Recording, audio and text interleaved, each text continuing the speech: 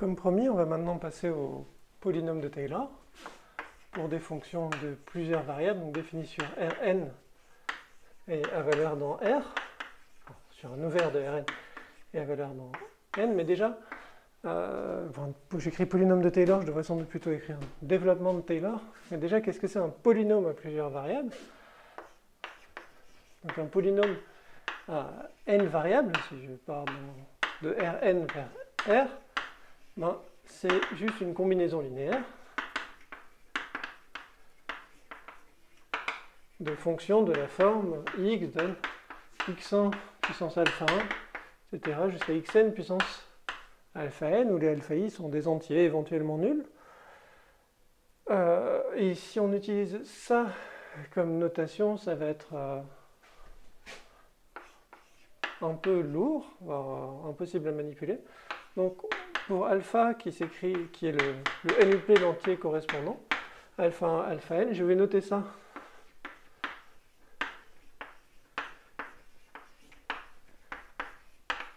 x puissance alpha. Donc x c'est x1, xn, alpha c'est alpha 1, alpha n, et ma notation du coup c'est x puissance alpha qui vaut x100 puissance alpha 1, x2 puissance alpha 2, et ainsi de suite jusqu'à xn puissance alpha n. Et je vais appeler longueur de alpha, je ne sais pas quelle est la terminologie consacrée, mais bon, la taille, alpha 1 plus alpha n, finalement c'est le degré de x puissance alpha. Avant d'écrire Taylor-Young, on a besoin d'autre chose, qui est un coefficient multinomial, parce qu'on va faire des développements, on va essayer de comprendre déjà un polynôme de Taylor, c'est quoi? C'est le polynôme de degré n qui approche le mieux possible une fonction donnée f au voisinage de 0. Le mieux possible, c'est-à-dire que f de x moins p de x est un petit o de x. Évidemment, c'est si un tel polynôme existe. Et degré n, ça sera une combinaison linéaire de choses où longueur de alpha est plus petite. Alors, n est une mauvaise degré k, ça sera une combinaison linéaire de choses où la longueur de alpha est plus petite que k. Ça, on comprend bien. Mais on va se retrouver à considérer des termes, avoir par exemple besoin de faire en développement de la forme x1 plus xn plus blablabla plus xn puissance j. Et ça, on a aussi besoin, quand on fait nos développements, d'avoir une notation condensée pour ça. Alors, essayons de comprendre ce que c'est, ça. Alors, qu'est-ce qui apparaît quand je fais ce développement-là? C'est un terme parmi x1 et xn, multiplié par un autre terme parmi x1 et xn, etc., j fois.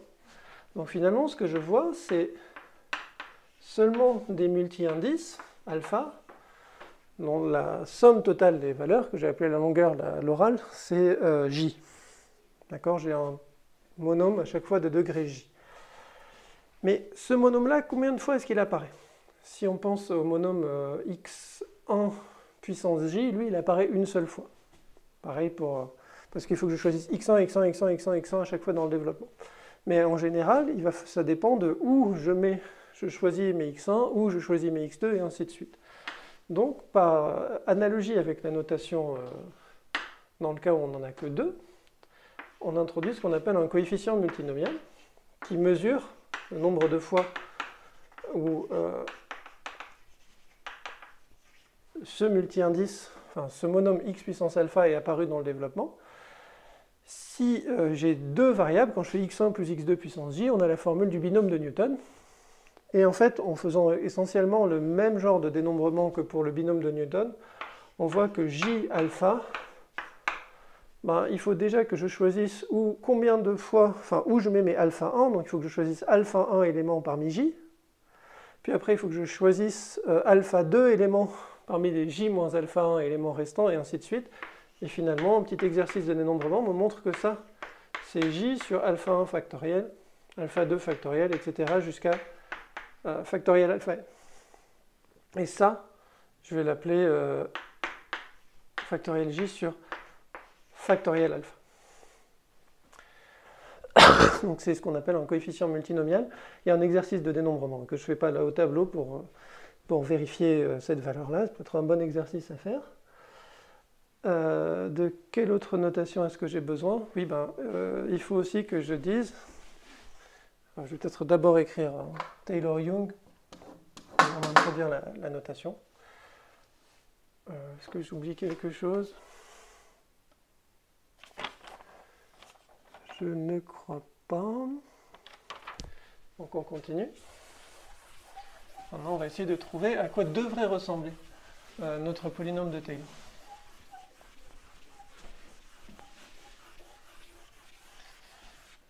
J'ai gardé ça peut-être. Alors, je viens d'effacer exactement ce que j'aurais pas dû, c'est pas grave. Bon, je vais tout effacer du coup. Alors, à quoi devrait ressembler notre polynôme de Taylor? Alors, on va partir de Taylor-Young juste à l'ordre 2 parce qu'on voit déjà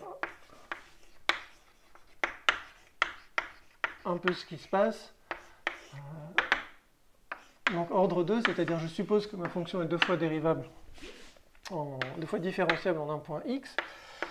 Et on a dit que f de x plus h, c'était f de x plus la somme pour i allant de 1 jusqu'à n des df sur dxi en point x hi, plus la somme pour ij allant de 1 jusqu'à n des, plus 1 demi, pardon, de la somme des d2f sur dxi dxj,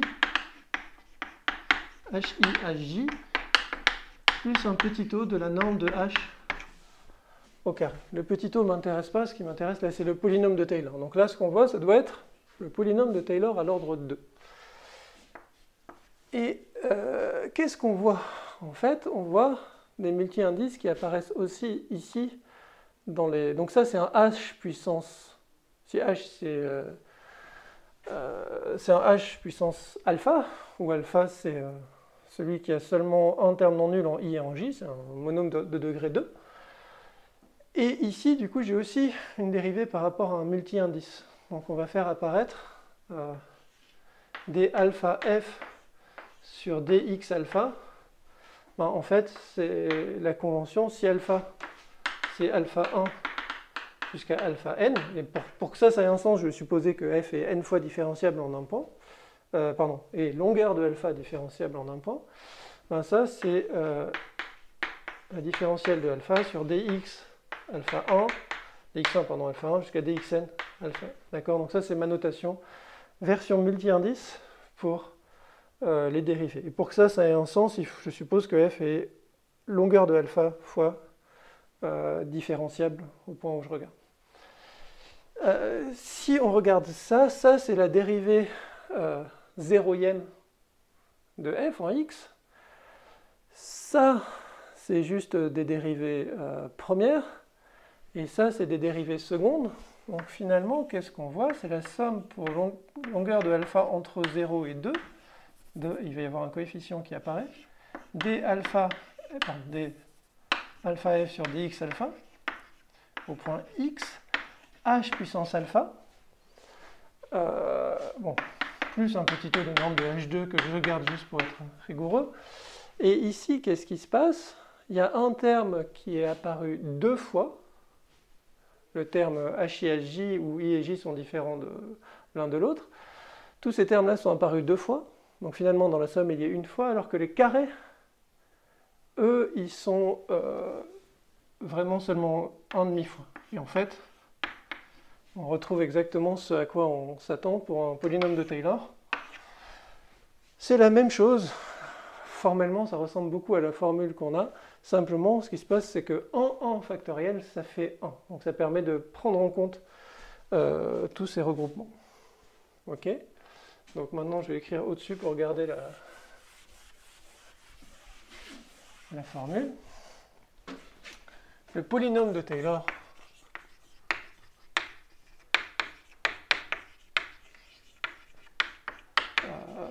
d'ordre n pour f supposé au moins n fois différenciable en un point en x, c'est cette chose-là. Je sais pas, je vais l'appeler pf de x, peut-être pn f de x. C'est vraiment une notation qui est purement locale, enfin qui est purement pour cet exposé. C'est la somme pour longueur de alpha entre 0 et n des 1 sur factoriel alpha, donc 1 sur factoriel alpha 1, factoriel alpha 2, blabla, factoriel alpha n, fois des alpha f. Alors ça c'est un polynôme, je dois peut-être dire de h. Ah. Oui, c'est le polynôme qui est au point x appliqué à h. La somme de d alpha n sur d'alpha f sur dx alpha de x h puissance alpha. Donc ça, c'est mon polynôme de Taylor à l'ordre n en 1.x. Donc cette notation est horrible, mais ce qui compte, c'est le polynôme de Taylor, de manière très condensée, s'écrit sous cette forme-là. Et en fait, tout ce qui serait potentiellement utile pour vous à l'écrit de retenir, c'est cette notation multi-indice, parce que ça permet vraiment de rendre des calculs très très lourds, faisables à la main sur une copie. Sinon, si on écrit alpha 1, alpha n, etc., à chaque fois, on meurt et on n'arrive pas au bout. On ne dépasse pas le début.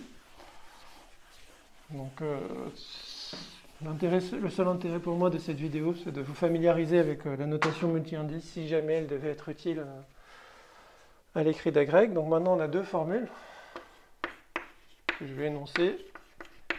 Taylor-Young, on l'a déjà démontré à l'ordre 2. Donc si f est n-1 fois différenciable sur u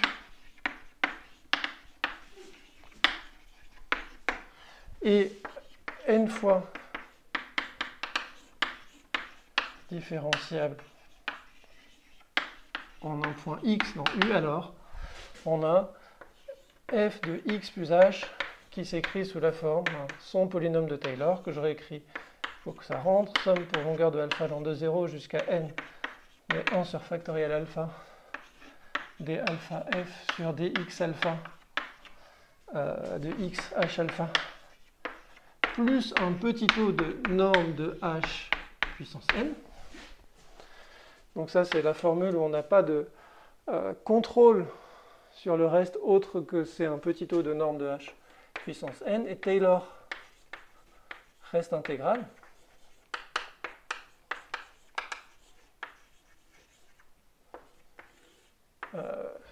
C'est la formule suivante.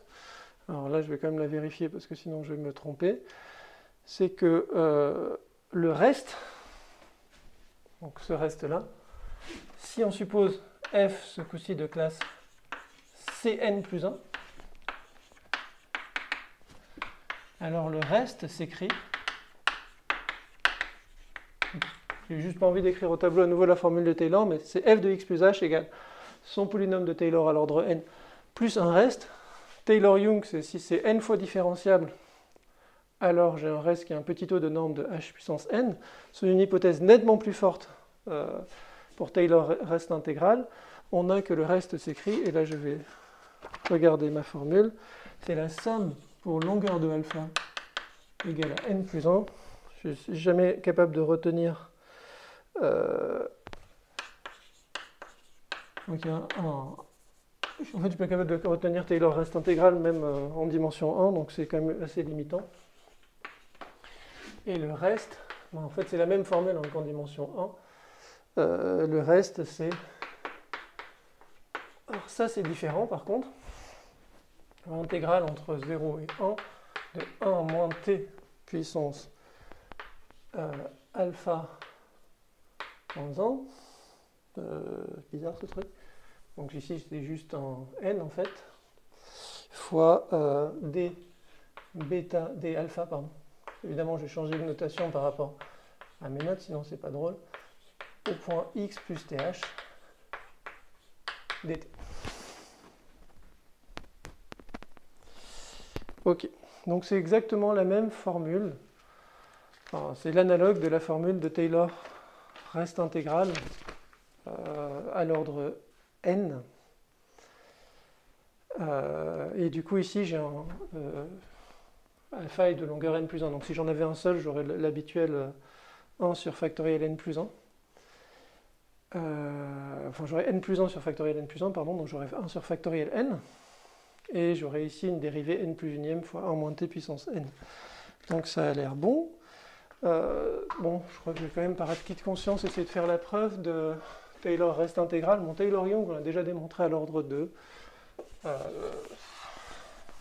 vais pas faire la preuve à l'ordre n. Je ne crois absolument pas qu'il y ait une chance que ça soit utile un jour d'écrit de la grecque. Je vais juste essayer d'écrire Taylor avec reste intégral à l'ordre...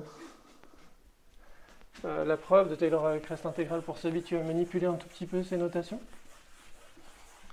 Puis parce que ça, c'est une preuve assez simple et ça va paraître une idée qu'on a déjà vue. Donc, il faut que je garde ici mon énoncé. Ben, on considère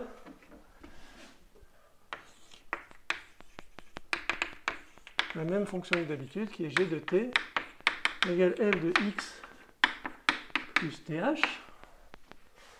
Et tout ce qu'il va falloir arriver à écrire, c'est la bonne formule pour la dérivée jm de t, puisqu'on va juste pouvoir appliquer la formule de Taylor avec reste intégral à cette fonction-là. Donc, essayons de trouver la formule. Donc, g' de t, ça, on a déjà vu plein de fois, c'est la somme pour y allant de 1 jusqu'à n, des d rond f sur d rond xi, au point x plus th, hi. G seconde de t, en fait on l'a déjà vu de façon condensée, donc c'est la somme pour alpha égale 2 des df alpha, des 1 sur factoriel alpha, df alpha sur dx alpha, au point x plus th, h puissance alpha. Et en fait, en général, ici il faut faire une preuve par récurrence avec la règle de la chaîne. Mais formellement, c'est la même chose que développer un monôme, c'est le même genre de combinatoire. C'est la somme, pardon, g nème de t, c'est la somme pour longueur de alpha égale n, des 1 sur factoriel alpha, df alpha, sur dx alpha, au point x plus th, fois h puissance alpha. J'ai oublié, pardon, ça c'est pas le bon coefficient. Le coefficient, j'ai dit que c'était comme développer un monôme, et le coefficient qui apparaît, c'est cette chose-là. Ok. Maintenant, Taylor reste intégral. Si j'écris ici Taylor avec reste intégral,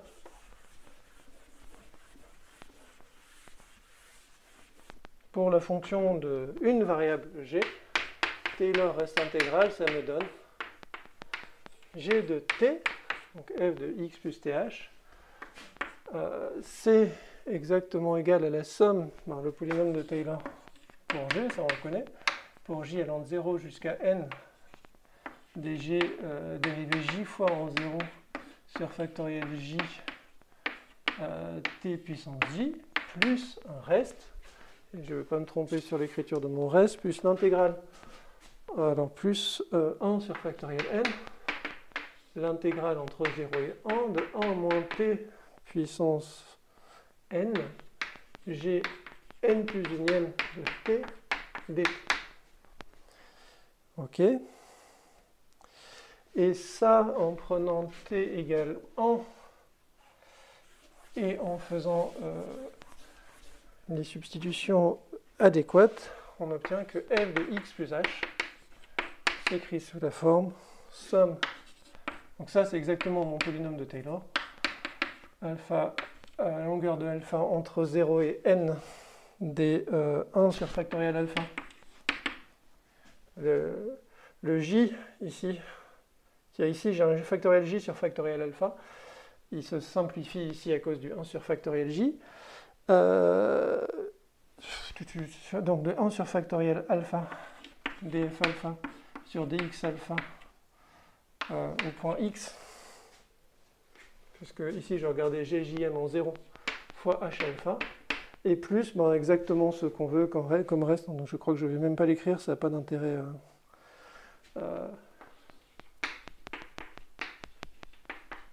Exactement le reste qu'on voulait.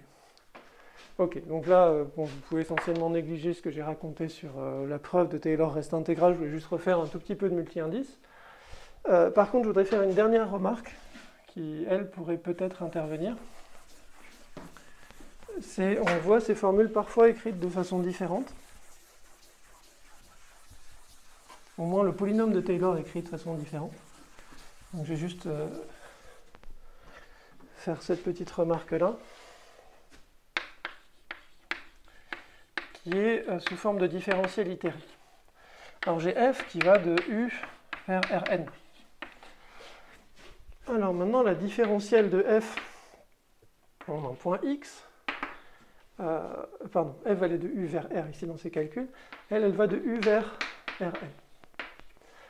c'est-à-dire les applications que je peux penser en fait comme les applications linéaires de Rn vers R. La différentielle, formellement, elle va de U vers les applications linéaires de Rn vers R. C'est ça ce que j'aurais dû écrire d'ailleurs, directement. Maintenant, la dérivée seconde, la différentielle seconde de f en un point x, je suppose que toutes ces différentielles existent dans cette discussion, ça va de U vers les applications linéaires de Rn vers l'espace des applications linéaires de Rn vers R. Alors ça, c'est bien compliqué, mais finalement, on se dit qu'il y a peut-être une façon plus simple d'y penser, qu'on a déjà vu apparaître dans la matrice hessienne, c'était juste, la hessienne, c'était une forme bilinéaire, finalement. Donc ça, c'est la même chose que les applications de linéaire, je vais juste écrire comme ça, de Rn vers R, parce que c'est juste les deux premières coordonnées, une application linéaire, des formes linéaires, enfin de Rn vers les applications linéaires, c'est comme une application linéaire en deux variables vers R, une application bilinéaire. Et finalement, des nf x, si elle existe, ça va alors pas n parce que n est déjà pris par la dimension, ça va être une application de U vers les formes k-linéaires de Rn vers R. Parce qu'une application linéaire de Rn vers les applications bilinéaires, c'est comme une application trilinéaire, et ainsi de suite, et ainsi de suite. Et si on fait cette identification, donc si on pense à la différentielle énième en un point comme une application k-linéaire, alors le polynôme de Taylor